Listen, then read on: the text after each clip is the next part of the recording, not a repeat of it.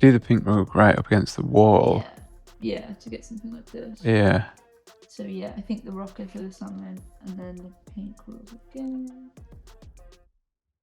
Let's get this out of the way first. I know that I spread myself thin. I should niche down, but photography is where it started for me. And as long as I'm getting to like build a set and light some stuff, I kind of don't care whether the stuff moves in the final result or the stuff doesn't. I almost think it's irrelevant the final medium that's used. I almost feel like the putting together of the shoot, of the thing that is going to be captured by the camera, it could be done for photo, for video, or it could be done for someone to paint.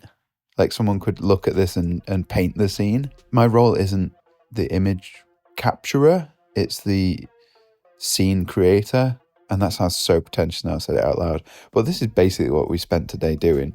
Me and Katie in the studio talking through all the stuff we needed. We've already kind of done this, so we had a lot of it in place, but this is like the last finishing touches, like what things might we've missed. So we were talking here about like, oh, we need like a cardigan in here, we need the rug to go in a certain place. It's so helpful to have two people like to bounce ideas off. And we did one test setup just because I wanted to dial in like the lighting and the sort of feel of the image. We can move the furniture about, stuff like that. Obviously the salon's done because we're shooting on the Hasselblad. I'm using speed lights because I only have one big light, because the last one was a cheap one, it exploded. That speed light is for ambient, just lifting up the ambient of the room. This one's putting some texture onto the background just through that optical snoot, projector, whatever you want to call it. And then the big light is going through some barn doors, and that is like the main cut of light across the scene. And that's the scene set up there. This is what we're shooting tomorrow, and we're actually running it off one of the oldest Mac Pros that I have. It's like 2006 one, but it's because the Hasselblad can tether natively to that.